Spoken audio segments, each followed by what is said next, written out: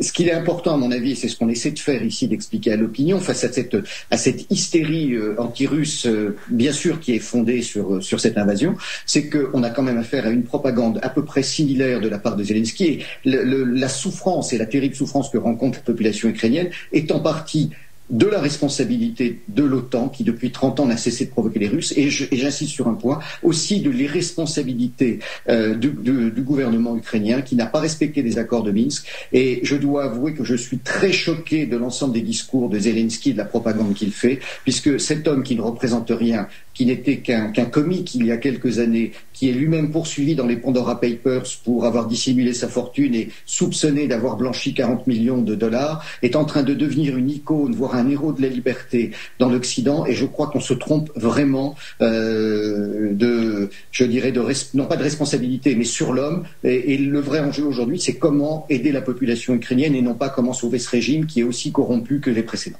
Alors justement, c'est ce qui m'amène à la question, c'est-à-dire que est-ce que on n'est pas en train du côté de la communauté internationale de se tromper de cible, c'est-à-dire que au lieu de sauver la population elle-même ukrainienne qui est sous les bombes russes, on est en train de sauver le président ukrainien qui est dans son rôle, il faut le dire. Absolument. Oui, non seulement il est dans son rôle, et il a finalement eu un rôle d'entraînement sur cette partie de la population qui veut résister à la Russie. Il faut quand même rappeler que depuis 2014, il y a eu des traitements inhumains et des attaques très importantes contre les populations du Donbass. Il faut toujours rappeler ça sans chercher à justifier quoi que ce soit. Moi, je suis surtout très choqué par la manière dont Zelensky s'adresse à l'ensemble des parlements du monde entier. Il décerne des bons points et des mauvais points sur ce que devrait faire la France, sur ce que devraient faire les États-Unis. Également, j'ai vu ses réflexions sur Israël il y a quelques jours et j'ai été excessivement choqué par le discours qu'il a tenu devant la Knesset en faisant un lien entre la Shoah et la solution finale. Je trouve ça tout à fait inadmissible. Puis il y a surtout un point qui me choque, moi, c'est que il y a effectivement des unités néo-nazies dans l'armée ukrainienne. Ça, c'est absolument insupportable. Tous les commentateurs disent oui, vous savez, ils ne sont pas si nombreux que ça. Moi, je dis souvent, on aurait 3 militaires néo-nazis dans l'armée française, ça ferait la une de l'actualité, ce serait un scandale sans fin. Et là, on ferme les yeux sur le fait qu'il y a des ultranationalistes qui sont probablement 800, 1000 ou 1200, et on considère ça normal. Donc il y a vraiment un jugement qui est totalement faussé par l'émotion, par des éléments irrationnels sur cette crise. Encore une fois, envahir l'Ukraine a été une très mauvaise chose pour Vladimir Poutine, il faut le condamner, mais nos pensées vont toujours aux populations ukrainiennes et pas du tout à ce régime de Kiev. D'ailleurs, les oligarques russes sont aujourd'hui poursuivis à peu près partout dans le monde et il me semble indispensable que l'on poursuive aussi les oligarques ukrainiens parce que sinon ces réseaux criminels vont s'installer dans l'Union européenne. Вот. Я считаю просто, как вам сказать, есть неоспоримые герои. По мне так. Смотрите, то, что Степан Бендера герой для какого-то процента украинцев, и это нормально, и это классно, это один из тех людей, который защищал свободу Украины. Папа, ты лучше всех, ты знаешь, это папа. Мне не хватает твоего, иди сюда, растяпа. И если был бы хит-парады слав, и это нормально, и это классно, то победил бы твой храм.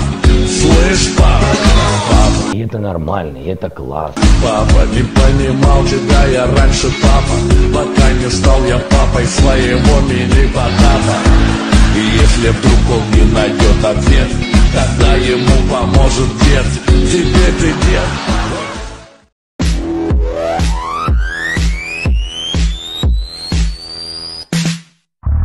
И это нормально, и это классно.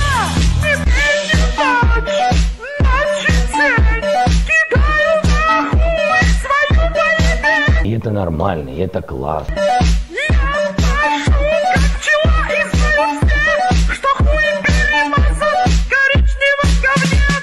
И это нормально, и это классно. И это нормально, и это классно.